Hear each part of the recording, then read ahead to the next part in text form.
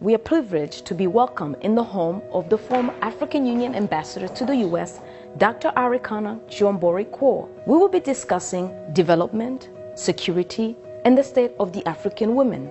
Welcome to the conversation. IMF, World Bank, all other institutions, they make African countries jump through hoops. Loans will never be able to pay. The US, when they borrow money, they're getting it in 1.5, 1.9 interest rate. Africans, when they get the same amount of money, they're paying 9, 10%. The people who don't need a break, they get a break. The ones who need a break, they don't get a break. The sheer survival of the World Bank, IMF, is based on the fact that African countries and many other developing countries do not succeed. Their success is based on our failure.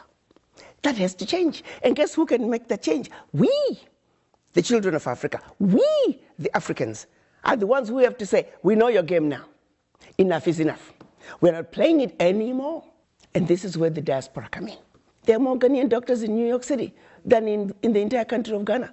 There are more Nigerian doctors in LA than in the entire country of Nigeria. So let's be serious here. What Africa needs is capacity, capacity, capacity. And that capacity is in the diaspora. So it behooves us to bring the diaspora together.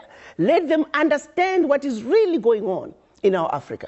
Diaspora are not going home. Diaspora are angry about Africa because they are not understanding the root cause of why Africa is where it is today. They think getting rid of a president will take care of the problem. Far from it. That president is just going to be replaced by another one who is going to equally suffer from the same difficult environment to work in. So let's look at an Africa that must be free to take care of herself, an Africa that's free from exploitation from outsiders. The multinationals who are stealing from Africa every day in broad daylight. I use an example of the DRC. If you ever fly very low over the DRC, you'll see tarmacs in the jungle. You'll see 747s flying into DRC, picking up minerals and flying right out. The same multinationals are responsible for arming young people and giving them MK-16s. Because why? Their satellites in the skies are telling them where that village is. There are lots of diamonds. So what do? Arm young people, drag them up, and send them to go chop off a few heads. The rest of the village runs away, so they come behind and do their illegal mining. We black people must understand what is really going on. Because what we are shown instead is, oh, look at those Africans killing each other. There are some serious games that have been played in Africa for far too long.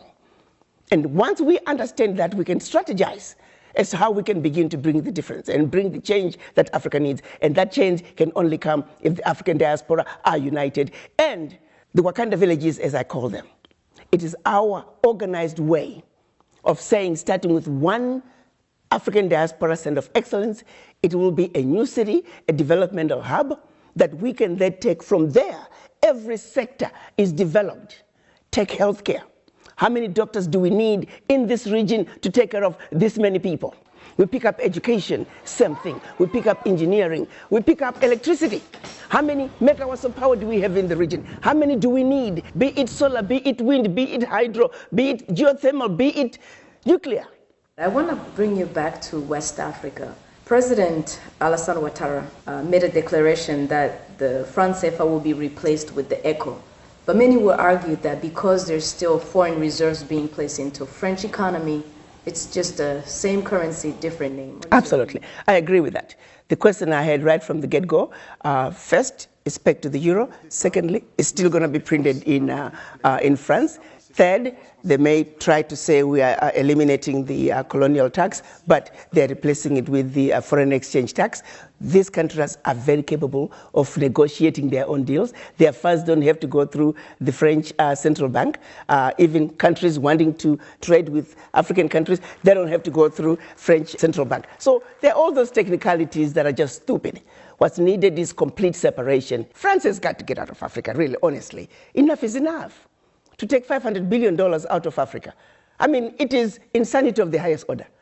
In countries that are supposedly poor, and making those countries fund French education, French healthcare system, create jobs for French youth while we are struggling in our country. It's no longer sustainable. President Macron needs to wake up and smell the coffee.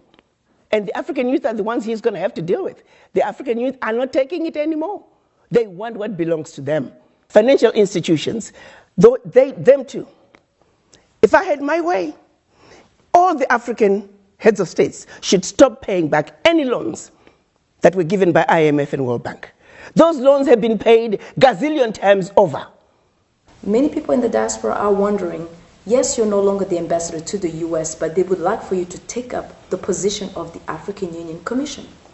I have to say, when the drumbeat was getting louder about me becoming the chairman of the African Union, I disregarded it because it's nothing that I've ever thought about. But increasingly, as we are looking at the implementation of the African Continental Free Trade Area, you have to understand the role of the African Union Commission is to be the implementer of the decisions that are agreed upon by the African heads of states. So it's important that we not get a career diplomat who's now only looking for their next position. We need somebody who can think outside the box. We need a business-minded person because people are dying, my dear young child. We've got to realize that children are dying every day. Women are dying every day. Millions of youth are unemployed and we're too busy being diplomatic, not hitting the nail in the head. If we don't get an African Union chair who realizes that you're under the table and they're making you fight with your brothers and sisters as to who got the larger chunk of the crumbs under the table, that way you never have to talk about what's on the table. That is a blind chair. We need somebody who gets it. I do know that there's a need for major disruption at the African Union level. If I were to become chair of the African Union, I want to bring disruption. As we look at the African woman today, when we seek for crucial areas where she can be empowered and enabled, where should we focus? Should we focus in land right for economic freedom, or should we focus on them being in leadership positions for decision-making process? First of all, in order for the African woman to move forward, it starts with the mind. Women in general, actually, we have a tendency to just apologize and we just don't think we're quite able to get there. Granted, our challenges are real. Let's make a commitment to say we will succeed. Nobody is superior to us. We will get the job done. Let's find strength within each other that we are going to take care of ourselves. We're taking care of our neighborhoods, we're taking care of our homes, we're taking care of our Mother Africa. That commitment and that change of mindset, once we have the change of mindset, the game is over. Because you can take me wherever you take me. If my mind is in the right place, there is nothing you can do to me. There are no games you can play with me. On that very point, what is your view on gender equality, in the African context especially? In African culture, we, the women, have always ruled. The men might think that they have ruled, but behind the scenes, it was always us. I like to share the story of Nanaya Asantwa. She was the gatekeeper of the Golden Stool in the Ashanti Kingdom. When the British were trying to take the Golden Stool from the Ashanti people, the men had given in. They were ready to give up the Golden Stool in exchange for the king who was in exile in Mauritius. But you got to understand that the Golden Stool is where the spirit of the Ashanti people is housed. So when you give up the Golden Stool, you have given up the spirit of a people. Our men, our Ashanti men, were ready to give up the spirit of the Ashanti people. Nanaya Asantwa, as the gatekeeper of the Golden Stool, she said, absolutely not. And let me paraphrase her speech. She said, I shall call upon all my female sisters. We will pick up arms and we will fight the British till the last one of us is down. We then picked up arms, organized, and they fought the British and defended the Golden Stool. That is the power that the African woman has. Madam Ambassador, Our Voices is a show that brings the women's voices at the table. What is your message to them today? My message to the African woman is to say, you, the African woman, without you, there would not be any other races. And for that reason, you have a very important role to play in the world affairs. Once you understand that, take your role. No one should ever make you feel inferior.